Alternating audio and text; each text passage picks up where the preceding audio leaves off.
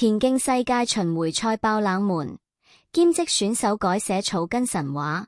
田徑世界巡迴賽捷克奧斯特拉雅黃金大獎賽 Ostrava Golden Spike 上演史詩級對決，在美國連鎖超市沃爾瑪兼職的26歲選手迪倫比爾德 Dylan Beard 以0.001秒的千分秒優勢絕殺巴黎奧運冠軍格蘭特霍洛威 Grant Holloway， 在男子110米跨欄決賽中書寫逆襲傳奇。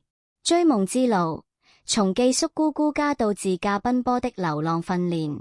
比爾德的職業田徑生涯起步晚於多數選手，為追隨教練指導，他曾寄宿在姑姑家中。談及這位人生貴人時，他眼眶泛紅。他二話不說張開雙臂接納我，儘管不完全理解我的夢想，卻總說我們的目標是什麼？我支持你，一起努力。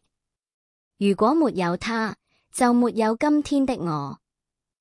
2023年10月，為籌措訓練經費與參賽資金，比爾德開始在沃爾瑪兼職。這段經歷讓他在2024年2月打破米爾羅斯 Games、Millrose Games 場地紀錄時，仍鮮為人知。他回憶那段自駕奔波的訓練時光，第一場比賽開了4小時車，遇上暴風雪。那時根本沒意識到出國參賽有多難，缺乏資金與贊助的困境，讓他深刻體會到職業體育的殘酷門檻。贊助微光，從超市員工到國際賽場的藍衫挑戰者。2024年6月，比爾德在美國田徑選拔賽中跑出13秒10的年度第2佳績，雖止步半決賽，卻吸引了沃爾瑪的關注。品牌提供的小額贊助助他首次踏出國門，征戰巴黎、匈牙利國際賽事。我的目標從不是被沃爾瑪贊助，只是想活下去，他坦言。而下半年獲得的沃爾瑪子公司山姆會員店 Sam's Club 贊助合約，終於讓他得以全職訓練。當對手身着 Nike、Adidas 等頂級品牌戰服時，比爾德的亮藍色賽服右上角印着醒目的山姆會員店標誌。我的故事本就不同，但我依然站在起跑線與頂尖選手競爭，這才是最酷的事。